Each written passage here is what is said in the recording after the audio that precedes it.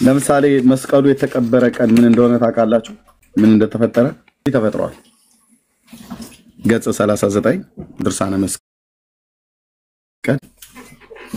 እንዲህ አይነት ነገር ተፈጥሯል። ቁጥር 28 ላይ በሕያው በእግዚአብሔር ልጅ ደም የከበረ ዕፀ መስቀልን በዚያች በቀበሩበት ዕለት ጌታ ክርስቶስ አስቀድሞ በተሰቀለባት በዕለተ ዓርብ እንደተደረገው ድንቆች ተአምራቶች ተደረጉ። በመስቀል ላይ ተሰቅሎ ሳለ ጌታ የሆኑትን ተአምራቶችን አመልክቶ ታውቃላችሁ። በሰማይና በምድር የሆኑ ማለት ነው። የፀሐይ መጨለም፣ ጨረቃ ወደ ደምነት መለወጥ እንደዚህ ብሎ የሚባለው ማለት ነው። በፀሐይና በጨረቃ በከዋክብት እንደዚሁም በምድርም ሙታን ተነስተዋል፣ መቃብሮች ተከፍተዋል፣ እርዝኩዌክ የመሬት መናወጥ ሆኗል። ልክ ነው። ፀሐይም ጨረቃም ወደ ማነው ፀሐይም ጨለመ፣ ጨረቃም ደም ሆነ። ከዋክብትም ከየቦታቸው ከጠፈር ሰማይ ወደቁ። መቼ? መስቀሉ የተቀበረ ቀን ሰማይ ወደቁ። ከምስራቅ እስከ ምዕራብ፣ ከሰሜን እስከ ደቡብ፣ ከጠዋት እስከ ማታ ዓለሙን ሁሉ ጨለማ ሸፈኑ። መስቀሉ የተቀበረ ቀን አይሁድ የቀበሩት ቀን። አይሁድም ይህንን ድንቅ ተአምር ባዩ ጊዜ እጅግ ፈርተው ደነገጡ። ከጽንፍ እስከ ጽንፍ በአራቱም ማዕዘናት፣ በምስራቅ፣ በምዕራብ፣ በሰሜን፣ በደቡብ ማለት ነው። በአራቱም ማዕዘናት ዓለም ያሉ ነገስታት ከከበረ ዕፀ መስቀል ከተአምራቱ ግርማ የተነሳ ፈርተው ደነገጡ። እግር እኮ ምስራቅ አፍሪካ ላይ እግር ወክ ያደርጋል። በኦርቶዶክስ ቤተክርስቲያን ተጽፎ ማለት ነው። ማን ውሸት እግር አውጥቶ ይሄዳል። እዛ የሚሉት እነዚህ ክፉዎች አመፀኞች አይሁድ በየጊዜው የሚገልጸውን እስከሚገለጽ ድረስ የጌታ መስቀልን ከቀበሩት በኋላ ጌታ ኢየሱስ ክርስቶስን የሚያምኑ የክብር ባለቤት የሆነው የጌታ ኢየሱስ ክርስቶስን የሚወዱ ሁሉ የጌታ ክርስቶስን ዕፀ መስቀል ወዴት ወሰዳችሁት ብለው እንዳይጠይቋቸው እንዳይጣሏቸው ነገስታት መኳንን ስለመስቀሉ እንዳይዘምቱባቸው በጌታ መስቀል የክብር ባለቤት የጌታችን ኢየሱስ ክርስቶስ የተሰቀለበት መስቀል እንደቀድሞ ድውያንን እየፈወሰ ሕሙማኑን እየፈወሰ ሙታንን እስከ ማንሳት ኃይል እያደረገ ያለ መስሏቸው ነበር። ከነዚያ በእቃዎች ያደሩ አጋንንቶች እኛ ከበሽታችሁ እናድናችኋለን እያሉ ጩኸት አበዙ። ሕዝቡም ይህን ቃል በሰሙ ጊዜ ጌታ ክርስቶስ መስቀል ሕመምተኞችን አስቀድሞ ሲፈውስ እንደነበረው ይፈውሳቸው ያድናቸውም ዘንድ የሞቱባቸውን ሰዎቻቸውን ያስነሳላቸው ዘንድ በሽተኞችን ሁሉ ያመጡ ነበር። አይሁዳውያኑ አስመስለው ወደ ሰሩት መስቀል ማለት ነው። ወደ እርሳቸው አምጥተው በደረሷቸው ጊዜ እነዚያ ተጻራሪዎች አጋንንት በላያቸው በማደር ሆዳቸውን በመንፋት አካላቸውን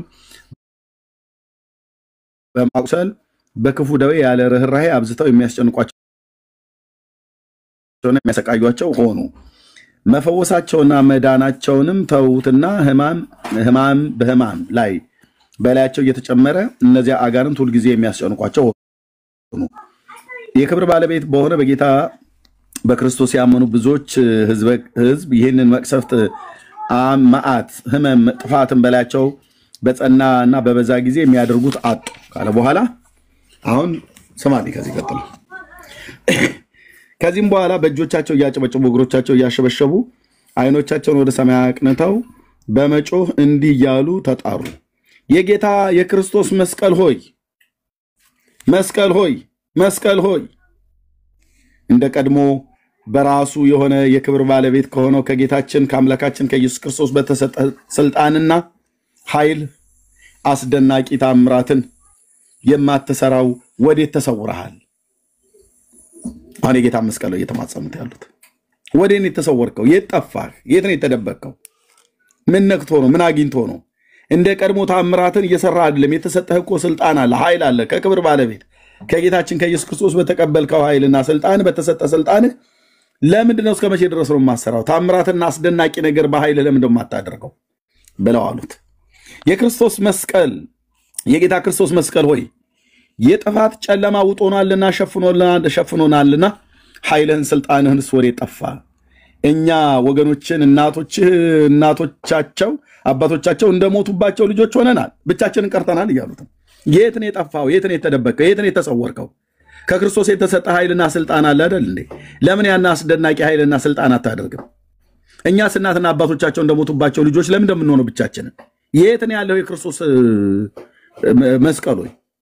እኛ የጥፋት ጨለማ ውጦናል፣ ሸፍኖናል፣ ኃይልና ስልጣንህን ወዴት ጠፋ? የት ነው ያለው? ንገረን፣ ድምፅህን አሰማን እያሉት ነው።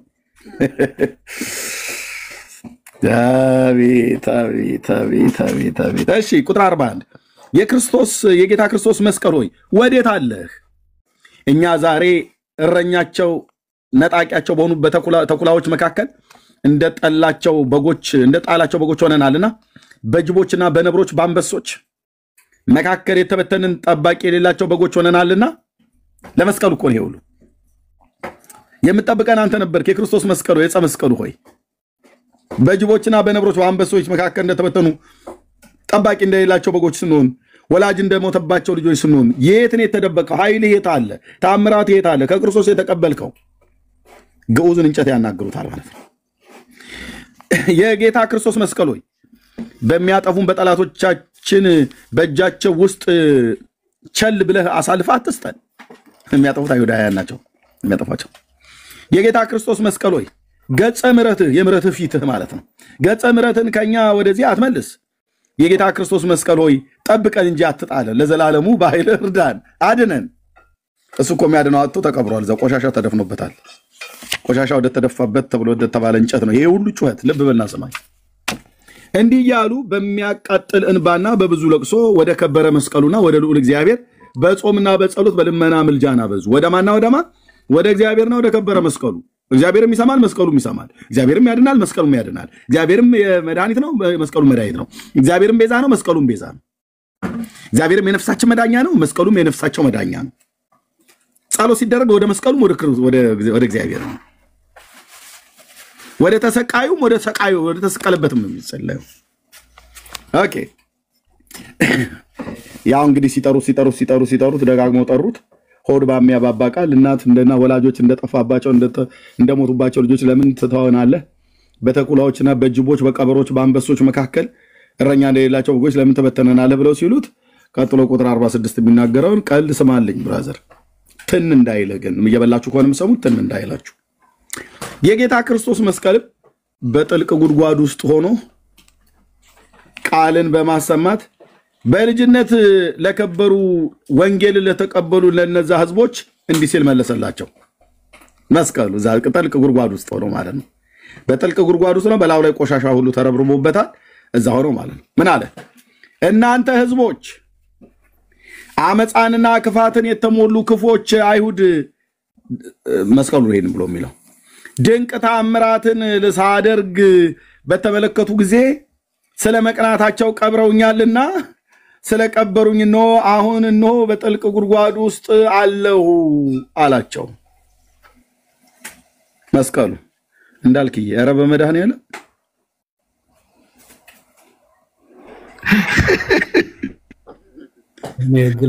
እንደው ማልተኛበት እኔ እኮ ለተኛበት እኮ ምን አሁን ሁላችን አገልግሎት ፍለጋ እንድንሄድ ነው ወይስ ምን ለማለት ነው?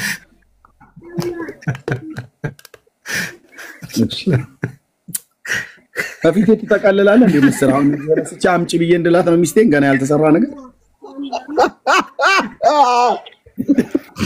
አይደለም። የቾምቤን ተረት እያነበብክ ነው ብዬ እኮ ነው። ወንጌል አይደለም ብዬ ነው። አይበላ ግን እኛንም ያጓጓህን መሆኑ ነው እንጂ አነ ያንተን ምግብ ነው የሚያየው፣ የኔን ድምጽ አይደለም የሚሰሙት እዚህ ማለት ነው። የመስቀሉን ታምር ልትቀይረው ፈልጋለሁ። እሺ የክርስቶስን መስቀል በጥልቅ ጉድጓድ ውስጥ ሆኖ ቃልን በመስማት በልጅነት ለከበሩ ለወንጌል ለተቀበሉ ለነዚህ ህዝቦች እንዲህ ሲል መለሰላቸው። መስቀል ማለት ነው እናንተ ህዝቦች አመጻና ክፋትን የተሞሉ ክፎች አይሁድ ድንቅ ታምራትን ሳደርግ በተመለከቱ ጊዜ ስለ መቅናታቸው ቀብረውኛልና ስለቀበሩኝ ነው አሁን ጥልቅ በሆነ ጉድጓድ ውስጥ አለው አላቸው። መስቀሉ ይናገራል። እንጨቱ ማለት ነው። ጌታ የተሰቀለበት ዕፀ መስቀል እንጨት መስቀል ማለት ነው። ህዝቡም ይህን ቃል በሰሙ ጊዜ ከበሽታቸውና ከደዌያቸው ድነው በዚያን ጊዜ ፈጽሞ ደስ አላቸው። የሞቱም የከበረ ቃሉን በመስማት በጌታ በኢየሱስ ክርስቶስ ኃይል እንደ አይነ ጥቀሻ ፈጥነው ተነሱ። የሞቱ ሰዎች ሁሉ የመስቀሉን ቃል ሲሰሙ ማለት ነው። ለበበሉ እንጨቱ ሲናገር የሞቱ ሰዎች ተነሱ። ከክርስቶስ እኮ ልክ ክርስቶስ ሲሞት በመስቀል አይደል ሙታን ተነሱ ይላል አይደል? ልክ እንደዛው ቀደም ፀሐይና ጨረቃ ጨለመ ብለው እንዳሉት አሁን ልክ ክርስቶስ እንዳደረገው ከክርስቶስ እኩል እንጨቱ ስልጣን አለው በኦርቶዶክስ ቤተክርስቲያን ማለት ነው። ይሄንን ገለባ ግን እናራግፍላችኋለን።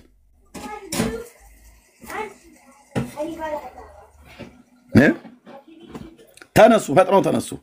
አጋንንት ከአራት ማዕዘነ ዓለም በመሰደድ የሚያድሩበት ቦታ አጡ።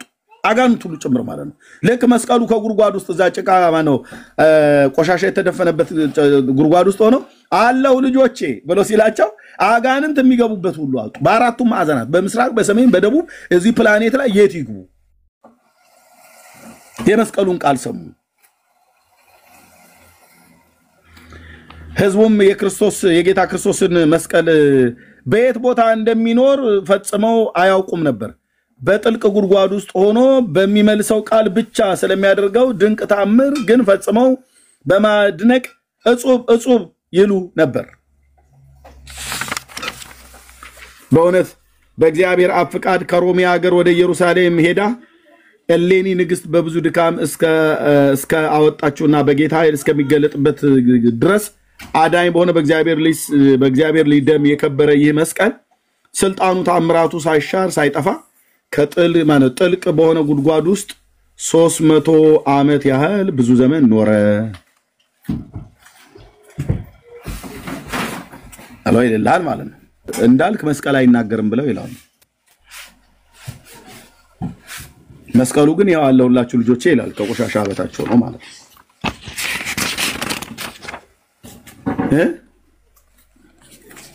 የሚናገር እንጨት አይታችሁ አታውቁ?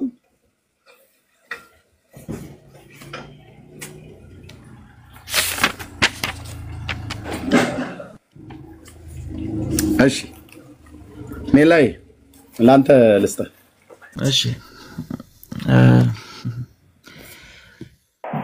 ያው ታምር ነው ብለው ያልፉታል። እንግዲህ ማስረጃ ስለሌለ አንድ ነገር ለመጨመር ያክል ከመስቀሉ ጋር በተገናኘ በተለይም ተገኘ ተብሎ የሚዘከረው የመስቀሉ ክብረ በዓል ምን ያህል የሰው ደም እንደፈሰሰበት ብዙ ሰው ያቀምና እሱ ነገር ላይ ብቻ ትንሽ ልበል። በተለይም ያው ከኢትዮጵያ ውጪ የተለያዩ ድርሳናቶች አሉ በዓለም ላይ ያሉ ስለ መስቀሉ የሚያትቱ ታሪኩን የሚዘክሩ የተለያዩ ጽፎች አሉ ውጭ ሀገር ላይ ተጻፉ። ግን ወደ ሀገራችን ስንመጣ ኢትዮጵያዊቱ ፊቱን ስናይ በተለይም ንግስት እሌኒ ይህንን መስቀል ለማግኘት ስትል በጣም ብዙ አይሁዶችን ጨፍጭፋለች። ምናልባት እሱም ፓርታም ከሆነ አላውቅም። ኤርሚ አንብቤዋለሁ። እዚህ ላይቭ ላይ አላነበብኩትም። መጽሐፉን ግን ሙሉ ነው ያነበብኩት። ይህን ባለ ሰዎች ሲያከብሩ ማስታወስ ያለባቸው ነገር ምንድነው? በጣም ብዙ ሰው ሞቶበታል። ይህን መስቀል ለማግኘት በጣም የብዙ ሰው ቤት ተቃጥሏል። ብዙ እንግዲህ ወንዶችና ሴቶች ሰዎች ደግሞ ሞተዋል፣ ተገድለዋል። ይሄ ሁሉ የሆነው እንግዲህ በንግስት እሌኒ ትእዛዝ መሰረት ነው። በተለይም ድርሳነ መስቀል እንደሚያትተው በቃ ትእዛዝ እሷ አዛ ጌታ ኢየሱስ ክርስቶስን የሰቀሉና ይሄን የከበረ መስቀሉን የደበቁ ሰዎች ሞት ይገባቸዋል ብላ አዛ ነው እንግዲህ በጣም ብዙ ሰዎችን ያስጨፈጨፈችው። ስለዚህ ደመራን እንግዲህ ሲደምሩ ደመራውን ስታቃጥሉ የብዙ ሰው ቤቶችም እንደተቃጠለ በዛው አስታውሱ። ለዛ ነው ከዚህ ክብረ በዓል ጋር እንደ ክርስቲያን ምንም አይነት ህብረት ሊኖረን የማይገባው ማለት ነው።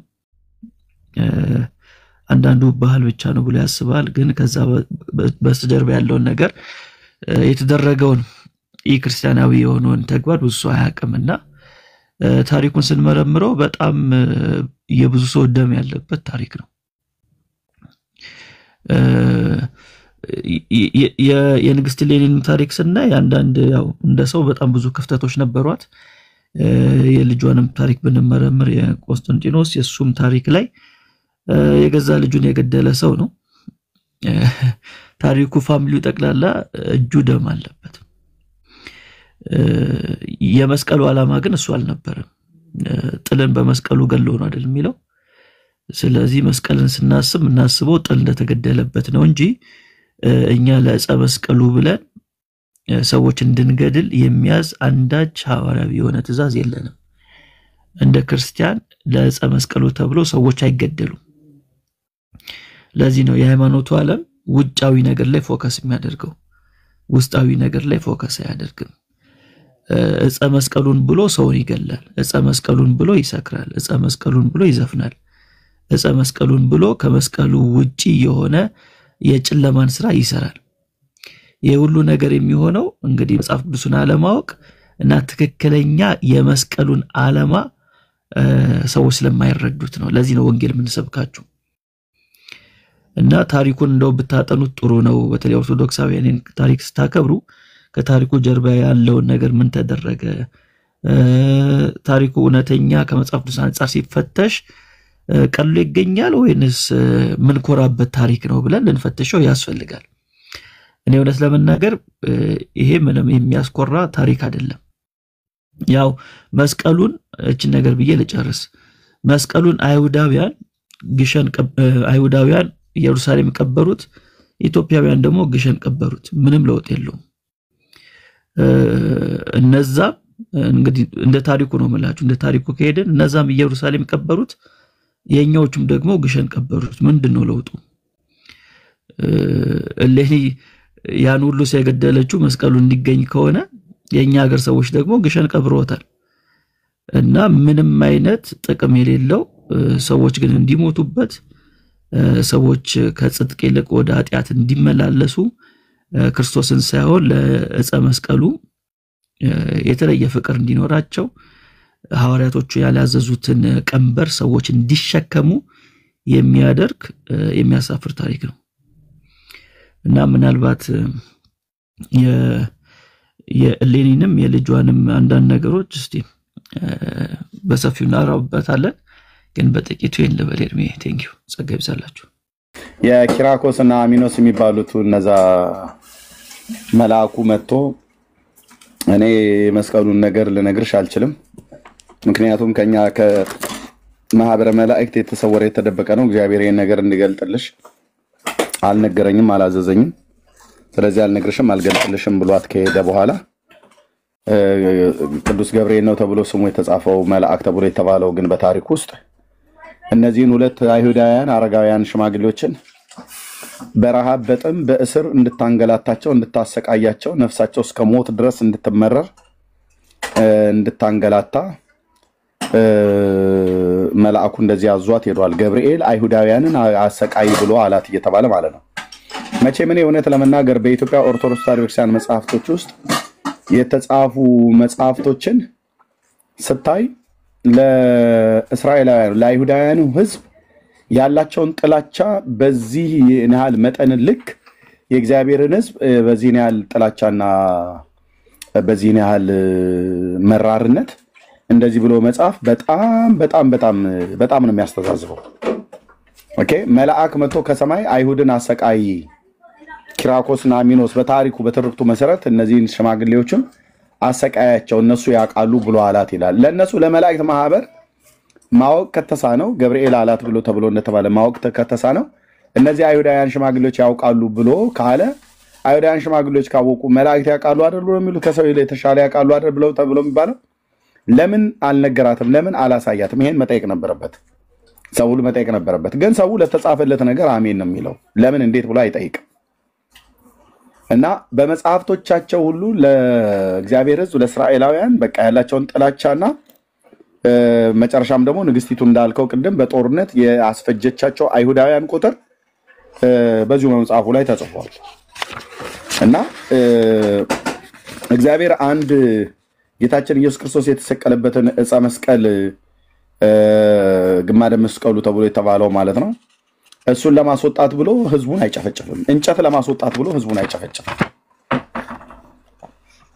በርግጥ እግዚአብሔር ለአይሁድ ህዝብ ምን አይነት ልብ እንዳለው ቤተክርስቲያን የተባለች ዛሬም ጭምር አላወቁም አብዛኞቹ። ከድሮም ጀምሮ እንደዚሁ ኢቭን በፕሮቴስታንቱም በካቶሊኩም በኦርቶዶክሱም አጉል መጥፎ የሆነ ትርክት ነበረ ለዚህ ህዝብ ማለት ነው ለአይሁዳውያን። እና እግዚአብሔር ግን ልቡን አላወቁትም። ከእስራኤል ጋር ያለውን ጉዳይ ልቡን አላወቁትም። ይሄ እንግዲህ የተደረገው በ300 ዓመት ከተቀበረበት ሲወጣ የተደረገ እንደገና ሁለተኛ ብለን እንችላለን። አይዶ ነው። ከዛ በፊትም ሮማውያንም በ70 ዓመተ ምህረት ላይ እሱኛው እግዚአብሔር ጌታ የተናገረው ነገር ስለነበረ ያ ሊሆን የግድ ነበር። ሮማውያን መጣ አይሁዳውያንን ያጠፉበት ማለት ነው። በሉቃስ ወንጌል መጽሐፍ ምዕራፍ 21 እንደዚሁም በሌሎች መንባባት ላይ ሁሉ ሉቃስ 19 ላይ ጌታ የተናገረው ለሰላምሽ የሆነው እኔ ወደ አንቺ ስመጣ ብሎ ያላት ማለት ነው። ጠላቶችሽ ዙሪያሽን ቅጥር ቀጥረዋል፣ ድንጋይ በድንጋይ ሳይፈርስ ባንቺ አይቀርም ብሎ ያላት ጋር ጥፋት በኢየሩሳሌም ላይ እንደሚመጣ ስላየ ሲቀርብም ከተማይቱን አይቶ አለቀሰላት ብሎ ይላል ጸሐፊው ሉቃስ ሲጽፈው ማለት ነው ሉቃስ 19 ላይ። ስለዚህ የእግዚአብሔር ልጅ ባለመቀበል የመጣባቸው ቅጣት ከእግዚአብሔር ዘንድ የመጣባቸው ቅጣት ማንም ዲናይ አያደርገውም። እግዚአብሔርም ጻድቅ ነው። አይሁድንም ሲቀጣ አሕዛብንም ሲቀጣ ጻድቅ ነው። የእግዚአብሔር ልጅ ቀብቶ የላከውን ብላቴናውን ኢየሱስን ባለመቀበላት ምክንያት ኢየሩሳሌም እስራኤላውያን የደረሰባቸውን ጥፋትም እንደሚመጣባቸው ጌታ ያልቅሷል። ለዛ ጥፋት በለቅሶ ውስጥም ትንቢቱን ተናግሯል። ያ ትንቢት ተፈጽሟል። ግን ከዛ በኋላ እነ ንግስት እሌኒ ሁሉ ከሮም እየመጡ የአይሁድን ህዝብ ኑ አምጦ የክርስቶስ መስቀል የተሰቀለበትን ቀብራቸዋል ደብቃቸዋል ብለው አሉ። ያንን ለማሳየት በረሃብ አረጋውያንን አሰቃይ እንደገናም ደግሞ የተረፉትን ደግሞ በጦርነት ገጥመው ህዝብ ተጨፈጨፈበት የሚባል ከዚህ መስቀል ጋር በተገናኘ አደገኛ የሆነ ትርክት ነው ያለው ወንድሞች እናቶች። እና ሜላ ያለው በትክክል ነው። መጽሐፉን ሙሉን ስላነበብኩት ይሄን ታሪክ የሚናገርበትን ክፍል አውቀዋለሁ ማለት ነውና ኦኬ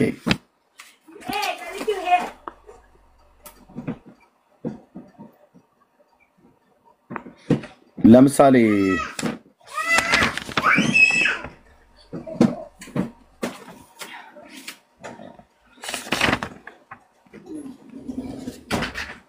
አሁን እዚህ ጋር አንድ ውሸት ላሳያችሁ። ቱን ውሸት ታሳየናለህ ኤርሚያስ ብለህ ካልክ ሙሉ በሙሉ ኦኬ። ዘወርሃ ምን ላይ ነው? ምዕራፍ 22 ምዕራፍ 23 ላይ መስቀሉ ተገኘ። ገጽ 215 ምዕራፍ 23። ከዚህም በኋላ ንግስት እሌኒ የጌታ ክርስቶስ መስቀል ይዛ ከዚያ ተነስታ አልፋ ጉዞ ጀመረች። የመስቀል ኃይልና የእግዚአብሔር ረዳትነት እየጠበቃት በብዙ ድካም ወደ ሮም ደረሰች ይላል። ያው ከኢየሩሳሌም አይሁድን ጨፍጭፋ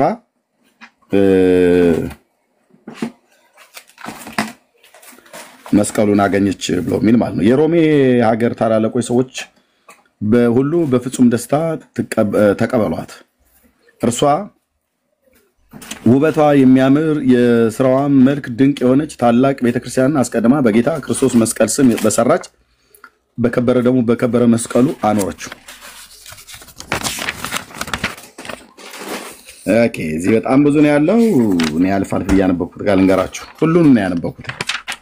እዛ እነዚህ ሰባ ነገስታት በጌታ ክርስቶስ መስቀል ዘንድ እየጸለዩ እየተማማሉ ብዙ ወራት አብረዋት ኖሩ። ቆይ ሙሉ ላምባሽ ሁለተኛ አምላክን በወለደች በእመቤታችን ቅድስት ድንግል ማርያም ስም ውበቷ የሚያምር በአሰራሯ ድንቅ የሆነች ሌላ ቤተክርስቲያንም ሰራች።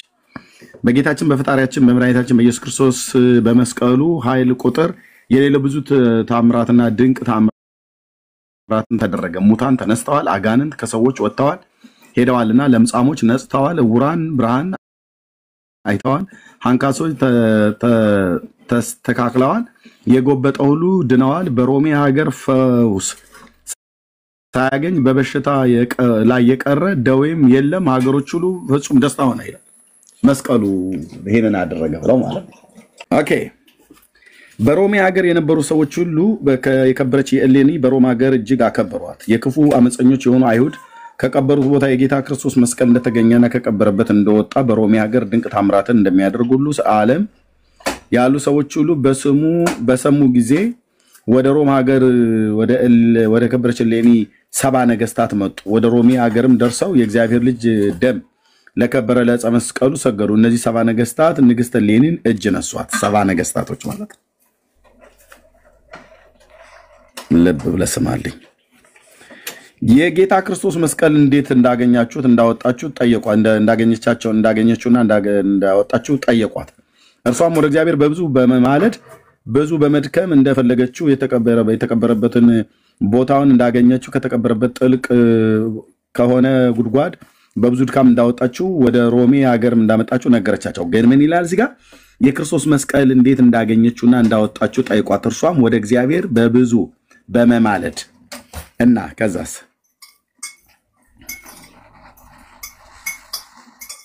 በብዙ በመማለድ እግዚአብሔር ጋር በብዙ ስትማለድ እግዚአብሔር መስቀሉ እዚህ ጋር ነው አላት እንዴ? አላላትም። መልአኩስ መጥቶ መስቀሉ እዚህ ቦታ ነው ያለው አላት? አላላትም። ታዲያ ምንድን ነው ያገኘችው? በምን ምሪት ነው ያገኘችው? በወይራ ጭስ በሉ እስኪ ወንድሞች፣ በወይራና በዕጣን ጭስ በሉ። በወይራ ጭስ በሉ። ግድ የላችሁም። ወይራ ስንት ሺህ ግመሎች ወይራ እንጨት ሰብስባ ነው ያገኘችው። አጭሳ ማለት ነው። በጭስ ተመርታ ነው ያገኘችው። በወይራ ጭስ እና በዕጣን ጭስ፣ ዕጣንና ወይራ ተቀላቅሎ የጨሰበት ጭስ ማለት ነው። ኦኬ፣ ወደ እግዚአብሔር ለምን ይላሉ እንዴ? ታሪክን እንድማ እንደዚህ አታበላሹት። እነዚህ 70 ነገስታት በከበረ በጌታ በኢየሱስ ክርስቶስ መስቀል ላይ እየጸለዩ እየተማማሉ ብዙ ወራት አብረዋት ኖሩ። ንግስት እሌኒ 70 ነገስታት እንዲህ ወደ አገራችሁ ተመለሱ አለቻቸው። እነርሱም እንዲህ አሏት፣ እኛስ ወደ አገራችን አንመለስም፣ በእግዚአብሔር ልጅ ደም ለከበረ መስቀል እያገለገልን እስከምንሞትበት ዕለት ድረስ በዚህ እንኖራለን እንጂ አሉ። 70 ነገስታት፣ የ70 ሀገር ነገስታት ወደ ሮም ሄደው፣ ለምሳሌ የኢትዮጵያ፣ የሱዳን፣ የኤርትራ የምናም ነገር ብለም 70 ነገስታት ወደ ሮም ተከትመው ሄደውልህ ንግስቲቱ ዘንድ ሲደርስ ለቪዚት እንግዲህ ፖለቲካዊ ነው ወይ ለቪዚት መስቀሉን ሰምተው ነው ከሄዱ በኋላ አንሄድም እንዴ የምትመሩትስ ሀገር የራሱ ጉዳይ፣ ህዝቡስ ቢሆን በፍጹም የራሱ ጉዳይ፣ እኛ ያንቺም የመስቀሉ ማገልጋይ ሆነን እዚሁ እስከ ዕለተ ሞታችን ድረስ እንኖራለን እያሉ የ70 ሀገር ሰዎች አንሄድም። ህዝባችሁስ፣ የመረጣችሁስ ህዝብ፣ የነገሳችሁበት ህዝብ እኛ መስቀሉ ይበልጥብናል፣ ለከበረ መስቀል እያገለገልን እስከምንሞትበት ድረስ በዚህ እንኖራለን እንጂ አሏት። ንግስት እሌኒም ከ70 ነገስታት ይህንን ነገር በሰማች ጊዜ በልቧ እንዲህ ስትል አሰበች፣ ህይወትን መድኃኒትን ለራሴ ለብቻዬ ፈለጉ፣ ሌሎች አባቶቼ፣ ወንድሞቼ፣ ወገኖቼ በሀገር ያሉትን ሰዎች ግን ቸል ብያለሁና ያለ ተስፋ ስለተውኳቸው ይህንን ነገር ለኔ በደል ይሆንብኛል።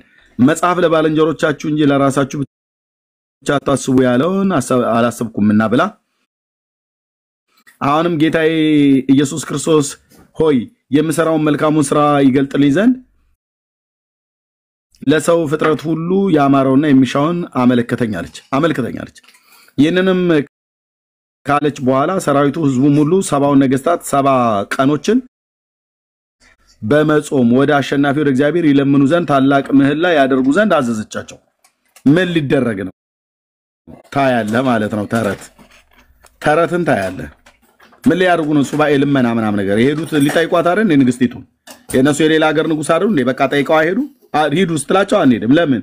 ያን መስቀሉን እያገለገልን እንኖራለን እስከምንሞትበት ድረስ። ህዝባችሁስ የምትመሩት አይ እኛ የመስቀል አገልጋዮች እንሆናለን። ያለ እኔ ልቀጥል የሆነ ቃል ልናገር ነበር፣ ጌታዬ ጠበቀ። እርሷም ንግስት እሌኒ እንባ በማፍሰስ በሐዘን ወደ አሸናፊው እግዚአብሔር እየለመነች እየማለደች ለህዝቡ ሁሉ የምታደርገውን በጎ ስራ ይገልጽላት ዘንድ በከበረ መስቀል በቤተክርስቲያን ውስጥ እህል ሳትበላ ውሃ ሳትጠጣ በጾም በብዙ እንባ በማፍሰስ በማልቀስ 7 ቀኖች ታላቅ ምህላ አደረገች። ምንድነው? በቃ መስቀሉ ተገኝቶ ይለ እንዴ? አይሁድን ጨፍጭፋ በጦርነት አምጥቻለሁ ብላለች አይደል? አሁን ወደ ሮም ይዛው ገብታለች መስቀሉን አይደል? የምን ምህላ ነው? ምን ይሁንልኝ ነው? ሰባ ነገስታት እንደገና ደግሞ ሰብሰባ እግዚኦ በሉ። ምንድነው የተፈለገው ነገር? ምንድነው አሁን በዚህ ጽሁፍ ውስጥ ማስተላለፍ የፈለገችው የኢትዮጵያ ኦርቶዶክስ በዚህ ተረት ውስጥ ማለት ነው?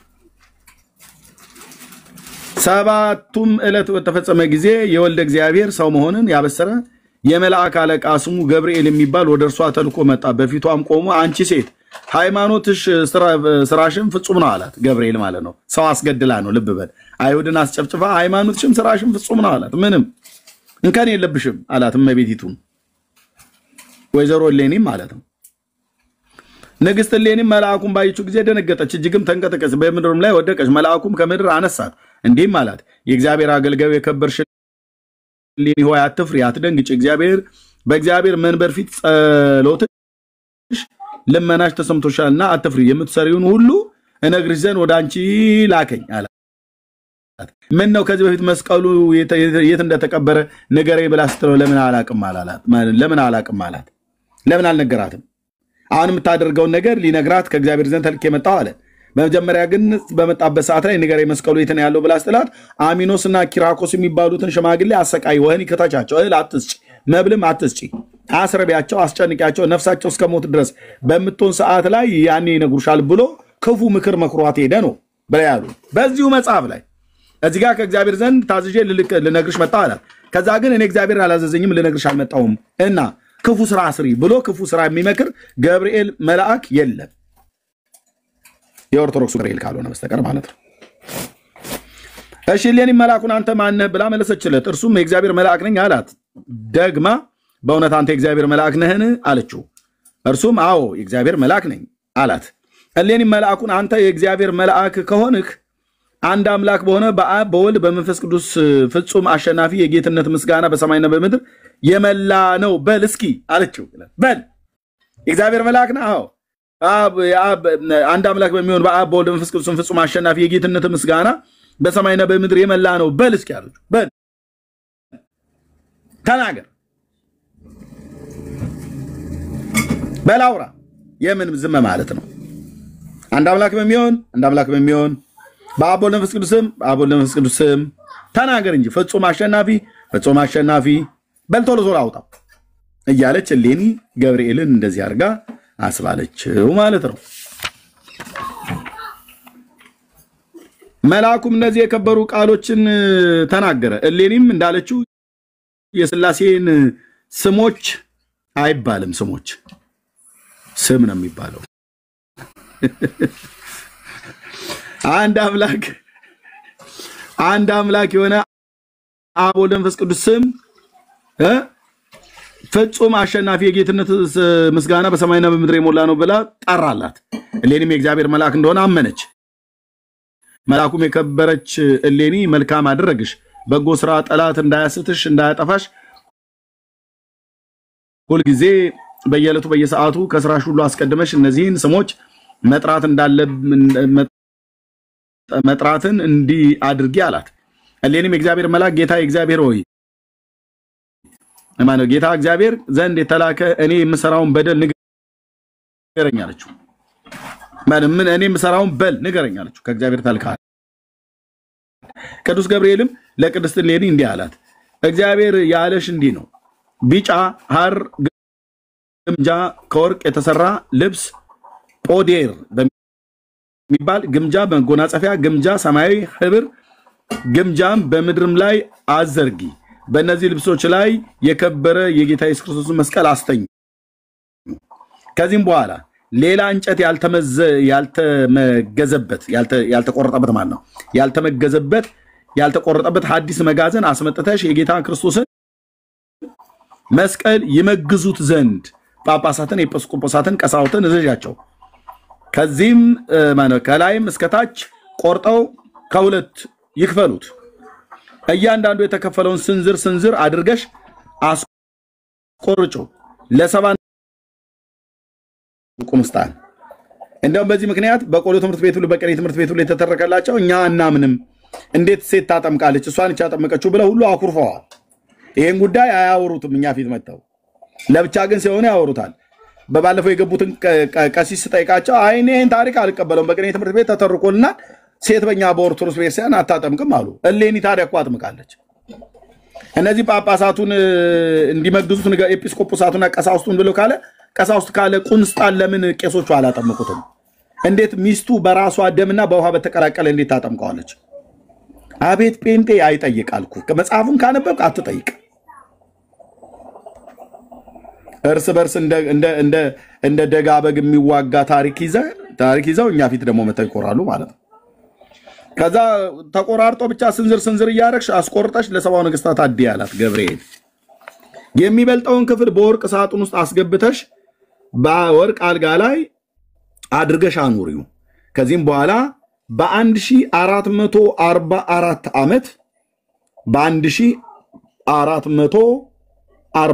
ዓመት በዳግማዊ ዳዊት በልጁ በዘራ ያዕቆብ ዘመነ መንግስታቸው ወደ ኢትዮጵያ ሀገር ይሄድ ዘንድ አለውና እርሱም አምላክን የወለደች የእመቤታችን የማርያምን አዳኝ ጌታ የሆነ የክርስቶስን መስቀል የሚወዱ የተመረጡ ናቸውና ስለሆኑ ይላል። ጌታችን ኢየሱስ ክርስቶስም በሕልማቸው መስቀሌን በመስቀል ላይ አኑር ይላቸዋልና ለአፄ ዘራ ያዕቆብ ማለት ነው። ትንቢት መሆኑ ነው። ወጉ እንደዛ ነው። ትንቢት መሆኑ ነው። በ1444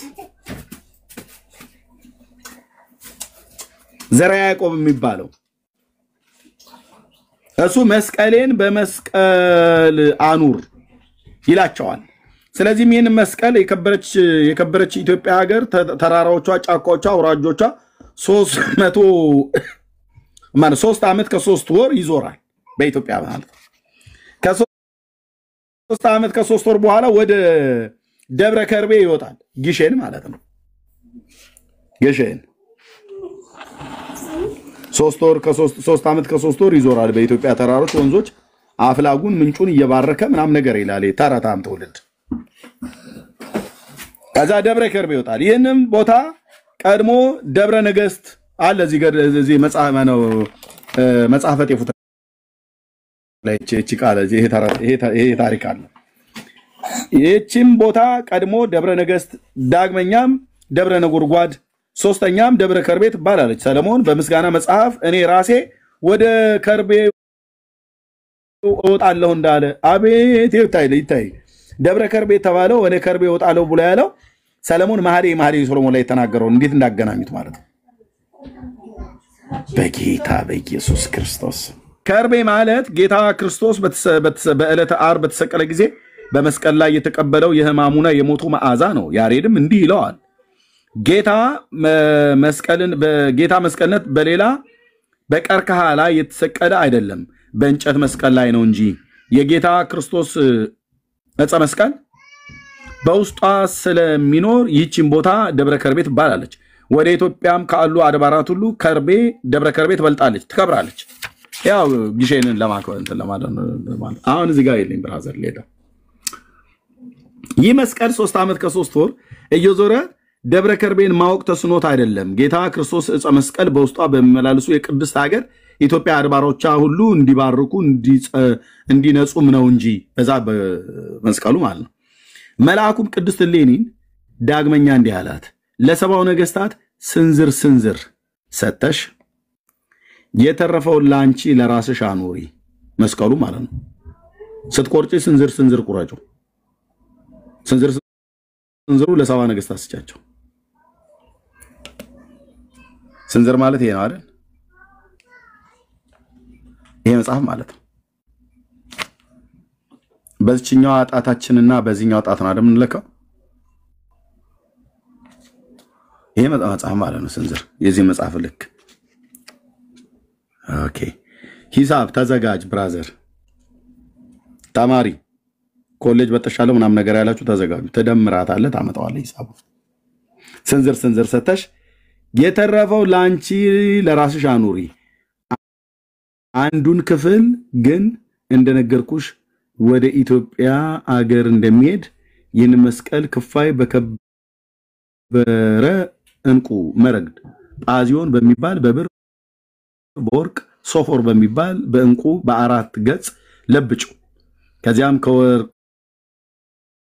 ጋራ በተሰራ ግምጃ ልብስ ጠቅልለሽ በታላቅ ክብር ምስጋና አኑሪ። ይህንንም እውነት የሆነ ትእዛዝ ለንግስት እሌኒ ከነገራት በኋላ የመላእክት አለቃ ቅዱስ ገብርኤል ከርሷ ዘንድ አልፎ ወደ ሰማያት ሄደ። ኦኬ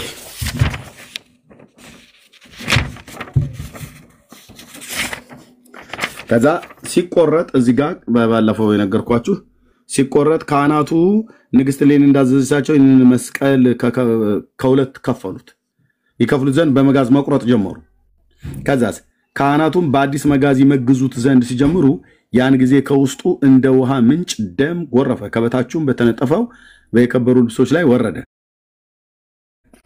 በዚያን ጊዜ ብርሃናዊ መላእክት መጥተው በብርሃን ጽዋ ተቀበሉት። የክብር ባለቤት ጌታችን ኢየሱስ ክርስቶስ በተሰቀለበት በዕለተ ዓርብ አስቀድመው እንዳደረጉት ከዓለም ዳር እስከ ዳር ረጩት፣ ደሙን ማለት ነው።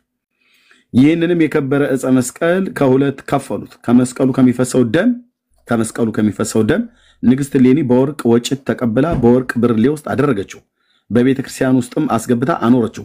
የዚያን ጊዜ ወዲህ ንግስት እሌኒ ከዚህ ከከበረ መስቀል ውስጥ ከፈሰሰው ደም ሳትቀምስ የማትበላና የማትጠጣ ሆነች። ከመስቀል ውስጥ የተገኘው ጌታ በተገደለ ጊዜ ደሙ በዚህ በስቁራት ውስጥ ገብቶ ነበር፣ በቀዳዳ ውስጥ። የት ነው የሚናገረው? ገጽ 197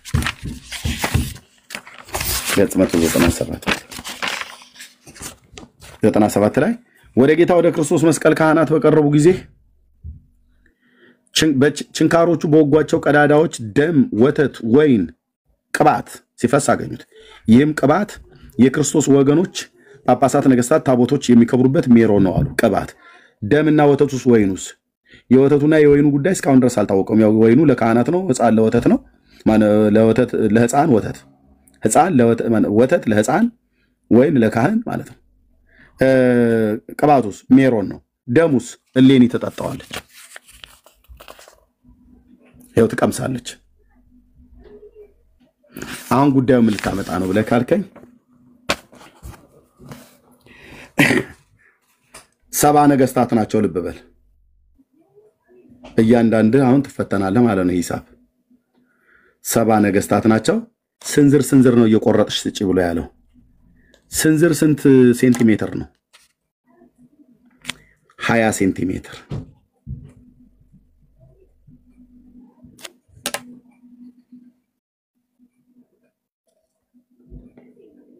20 ሴንቲሜትር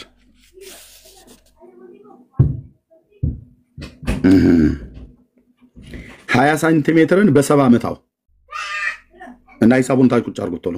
እኔ አልችልም፣ በቃ በማልችልበት አልገባም። 20 ሴንቲሜትር ነው። አንድ ስንዝር እየቆረጥሽ ስጪ ብሏታል። ስንት ነው? ኤርሚ ከንትን ላይ ወስደው ነው መጨረሻ ላይ የ140 ሺዎች ይድናሉ የሚለው ከላይ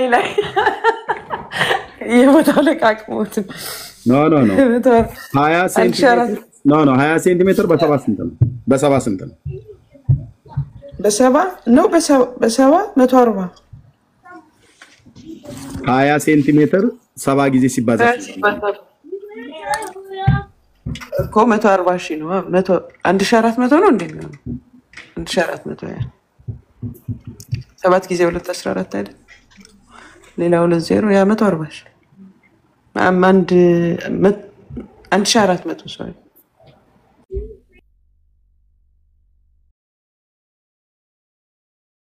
እሺ 1400 ወደ ሜትር ሲቀየር ስንት ነው?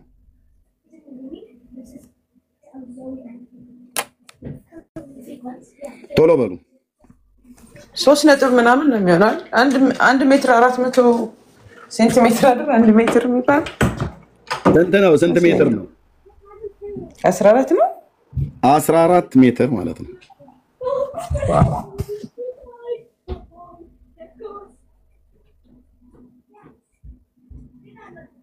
መቱት። አሁንም ልብ በሉ። ነገስታቱ 70 ናቸው። መስቀሉን ቁረጭው አላት። ስንዝር ነው። አንድ ስንዝር 20 ሴንቲሜትር ነው። ስለዚህ 20 ሴንቲሜትርን በ70 አባዛው ስንት ይመጣል?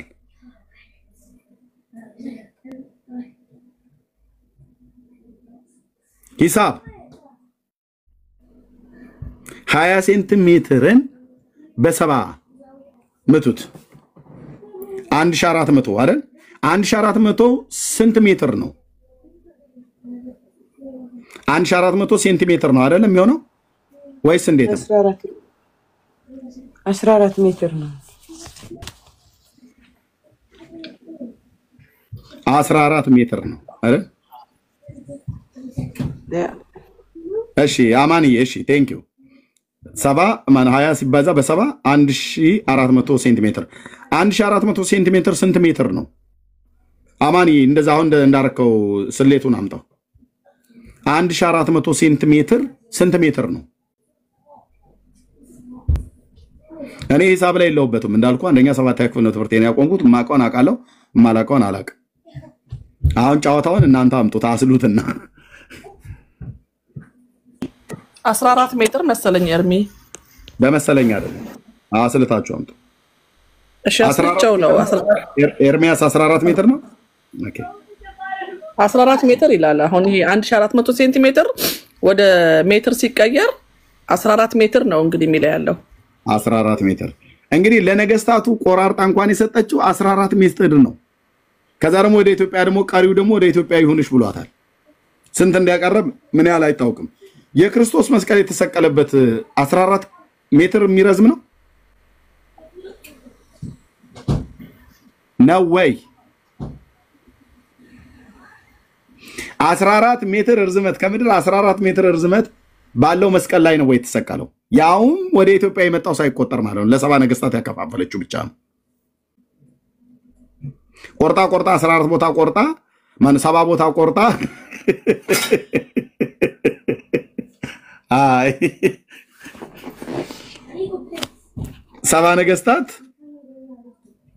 ሲባዛ በ20 ሴንቲሜትር 1400 ሜትር ማለት ነው።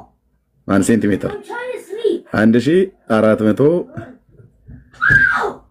ነው አይደል ያላችሁ? ሴንቲሜትር